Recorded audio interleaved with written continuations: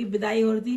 अरे मामा मुझे नहीं जाना, मुझे यहीं पे रहना है। यहाँ पे कोई कंपटीशन चल रहा है या शादी हो रही है? आप लोग शादी में आए हैं कि कंपटीशन में आए हैं बताओ।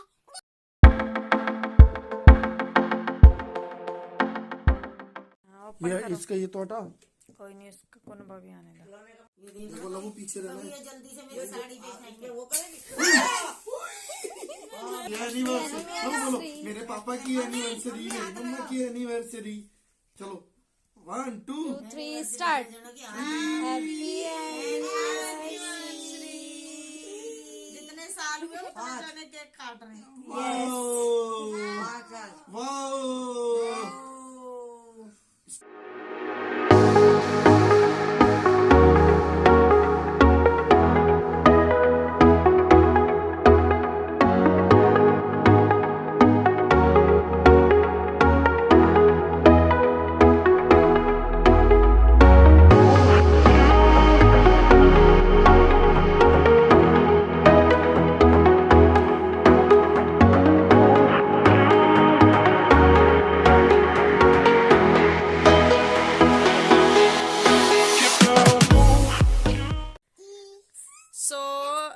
जैसा कि आप लास्ट व्लॉग या फिर इसी व्लॉग के कुछ किसी पार्ट में देख चुके होंगे कि हमने एनिवर्सरी सेलिब्रेट नहीं की थी क्योंकि we are not well, but next day हमने केक कटिंग वगैरह करी थी। और हमने किसको बुलाया था? पापा। नेहा मासी को बुलाया था हमने। नेहा मासी को। हाँ, तो आप ये क्यों बोल रहे हो? पापा नानी को भी बुलाया था। ओके, तो नेहा मासी जब आई गई है तो हम नेहा मासी की मेमोरी चेक करते हैं और मासी से पूछते हैं आपको हमारी शादी की कौन सी चीजें याद है जो आपसे बहुत ज्यादा कनेक्टेड है। मेमोरी हम कहाँ से स्टार्ट करें? पहले टेप रिकॉर्डर जो आपके साइड में घूम रहा है उसको शांत कर दो। Lavanya, keep quiet and sit down. Sit here. ये ब्रेकअप हो गया इन दोनों का। फर्स्ट हम याद करते हैं फेरों से, है ना? ओके। नो नो नो, वाह, जयमाला से। ये पहले इंसान जयमाला होती उल्टा है। चलता है। पहले जयमाला होती है।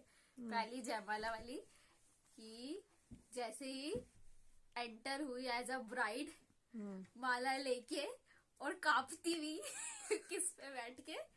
पालकी पे। ठीक है, ब्राइड जब पालकी पे आ रही थी बुरी तरीके से ठंड से कांप रही थी 15 जनवरी को। तो हमारी मतलब मेरी और शायद ऋतु की भी हमने देखा एज अ ब्राइड रूप में। तो पहले ही हमारे क्या बज गया? बाजा बज गया। ठीक है, एक इनके घर में ये सारे सबके बाजे बजते रहते हैं। और दूसरी मेमोरी की उस दिन मेरा एग्जाम था जो मैंने स्किप किया था। एग्जाम ड्रॉप किया था। सोचा ये था रात तक कि हाँ नेक्स्ट डे मेरा एग्जाम है, मैं देने जाऊंगी। लेकिन हम लोग ने मेहंदी की रात में इतना एंजॉय किया, पूरे डीजे पे इतना डांस करके 2-3 एंजॉय का मतलब क्या? चढ़ाया था तुमने कुछ? हाँ, हमने चढ़ा वढ़ा के आराम से हम सोए थे। सोए भी नहीं थे, बाद 3 बजे के बाद हमने बातें की। उसके बाद हमें नींद आई, हम सो गए एक्साइटमेंट में। उसके बाद नेक्स्ट डे वो तो था कि एग्जाम देने जाएंगे, बट गए नहीं। तो कोई बात नहीं क्योंकि एग्जाम तो दोबारा हो जाता पर ये दोबारा नहीं आता दिन। और एक सेकंड मेमोरी, थर्ड मेमोरी कि ज्योति का बज गया था बाजा क्योंकि हो गई थी कुछ बात। शादी वाले दिन किसी का मुंह ना बने, ऐसा हो नहीं सकता। ये तो हिंदू फैमिली में सबसे बड़ी रीत चलती आ रही है। तो वो कुछ हुआ, वो हम डिस्क्राइब नहीं करेंगे। लेकिन उसके बाद जो ज्योति ने सबका बाजा बजाया फेरों के बाद, फेरों से पहले, फेरों पे जाने से पहले मैंने सीन किया था। यहाँ पे कोई कंपटीशन चल रहा है या शादी हो रही है? आप लोग शादी में आए हैं कि कंपटीशन में आए हैं बताओ। इसको शांत कर पहले। हाँ बोलो आप। तो एक ये मेमोरी। बात पूरी नहीं हुई थी कि मैंने ये बोला कि आप शादी में आए हो या कंपटीशन। शादी में ऐसा लग रहा है कि यहाँ पे कोई कंपटीशन चल रहा है। ठीक है, तो वो तो सबके लिए ही।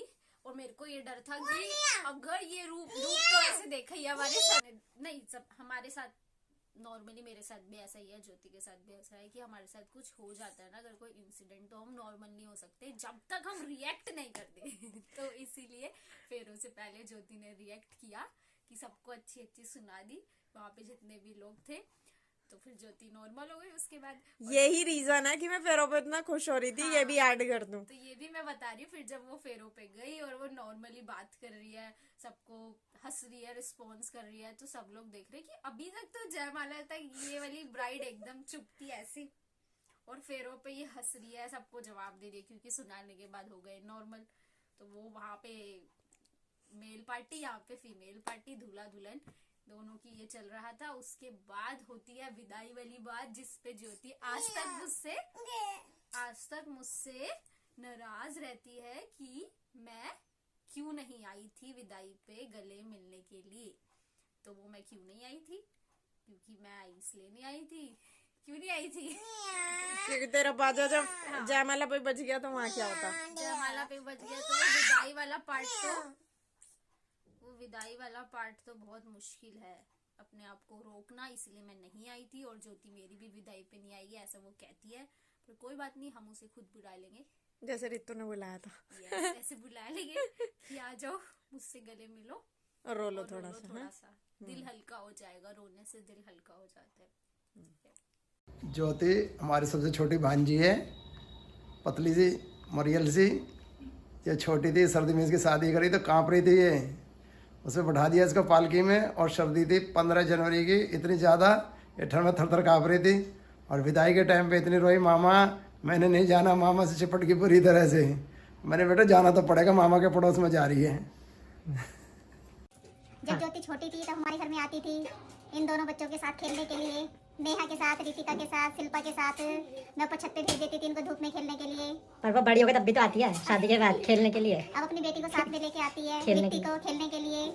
आज इसकी एनिवर्सरी है, 5 साल हो गई है शादी को। तो राहुल, आप कुछ बोलना चाहेंगे ज्योति वेड्स विजय के बारे में, जो 5 साल पहले हुई थी शादी? हाँ, मैं ये बोलना चाहूँगा, उस टाइम पे जब इनकी शादी हुई थी तो मेरा एग्ज़ाम था उस दिन। तो मैंने शादी के बाद में एग्ज़ाम देने गया था, मैं सोया नहीं था, और मेरी बिजनेस स्टडीज का था, मुझे अभी तक याद है। बोर्ड एग्जाम था? नहीं, प्री बोर्ड था। अच्छा, तो आपको जाना जरूरत है इतनी दूर शादी में? मना कर देते बोर्ड एग्जाम इम्पोर्टेंट है शादी? तभी मैंने दोनों किया था ना, शादी भी इम्पोर्टेंट थी और एग्ज़ाम भी इम्पोर्टेंट था। अच्छा, बाकी फिर मुझे ज़्यादा याद नहीं है, थोड़ा बहुत ही याद। पेपर तो बेकार गया होगा, नींद में ही होंगे। वो भी याद नहीं कितने मार्क्स आए थे। जब पाला के ले जा रही थी चेयर पे बैठ के, तो उसको बहुत ठंड लग रही थी, ठंड से काँप रही थी। फिर वो कहती अरे मामी मैं तो गिर जाती, बड़ी मुश्किल समझ रही हूँ, चेयर गिर जाती मेरी। जब विदाई हो रही थी, अरे मामा मुझे नहीं जाना, मुझे यहीं पे रहना है।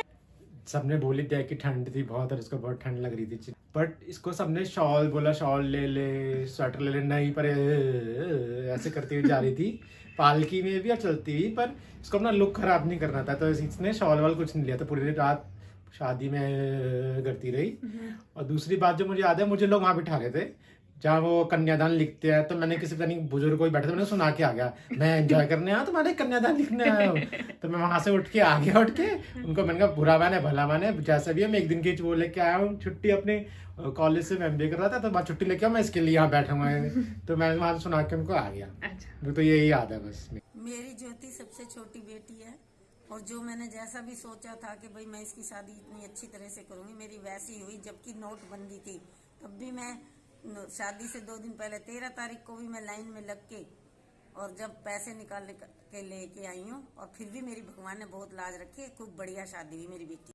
वैसे तो मैं विजय भैया को उर्फ मोनू भैया को पिछले 12 से 15 साल से जानता हूँ, पर अभी जैसे कि उनकी शादी को पूरे 5 साल हुए हैं, तो सबसे पहले तो मैं उनको बधाई देना चाहता हूँ कि भैया को बहुत बहुत बधाई हो उनकी एनिवर्सरी की, जो कि अभी 15 जनवरी को हुई थी। तो मुझे भैया की शादी का सिर्फ एक ही इंसिडेंट याद आता है। वैसे तो उस शादी में बहुत सारे फनी इंसिडेंट हुए थे, पर उन सब में से सबसे बेस्ट जो इंसिडेंट था वो ये था कि भैया की शादी पे मैंने अपनी गाड़ी सजाई थी। तो जब विदाई के बाद भैया और भाभी को मैं उनके घर लेके आया था भगवान नगर में, तो उसके बाद मैंने भैया से बोला कि भैया मुझे विटामिन N दो। तो उन्होंने बोला अरे विटामिन N क्या होता है? तो मैंने बोला कि जैसे आपकी ट्यूशन में विटामिन M होता है ना, विटामिन M का मतलब विटामिन मनी। भैया कभी भी ट्यूशन पढ़ाते टाइम कभी भी फीस को मांगते थे तो विटामिन M के नाम से मांगते थे। तो ऐसे मैंने उनसे बोला कि विटामिन N दो। तो उन्होंने कहा ठीक है विटामिन M तो मेरे को समझ आता है, विटामिन N क्या है? तो मैंने उनको बोला कि विटामिन N होता है विटामिन नेक, तो मेरे को नेक दो। तो पहले तो वो हंसने लग गए। अच्छा, फिर उसके बाद उन्होंने बोला कि तुझे नेक कितना चाहिए? तो मैंने बोला कि जितनी भी आपने 12th में मुझसे ट्यूशन फीस ली थी वो मुझे पूरी वापस चाहिए। तो फिर और हंसने लग गए। फिर उसके बाद उन्होंने थोड़ा बनिया वाला दिमाग लगाया और सिचुएशन का फ़ायदा उठाते हुए सिर्फ उन्होंने मुझे आधी ही फीस की थी नेक के तौर पे। सो फ्रेंड्स, अब मैं फाइनली इस ब्लॉग को एंड करना चाहती हूँ। एंड एक और चीज़ बोलना चाहती हूँ कि शादियों में जब भी किसी को बुलाया जाता है, रिश्तेदारों को या हुसो एवर, तो वो सिर्फ शादी को एंजॉय करने के लिए आए, किसी को नेगेटिव अप्रोच करने के लिए ना आए।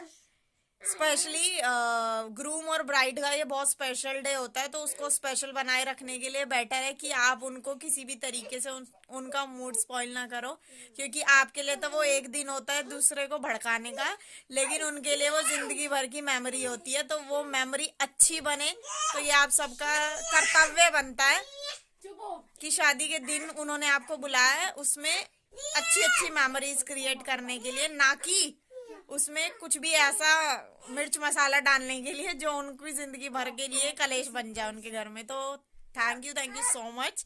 एंड जिस किसी ने भी एनिवर्सरी विश की उनको भी थैंक यू, जिन्होंने नहीं करी, दिल से करी, उनको भी थैंक यू सो मच।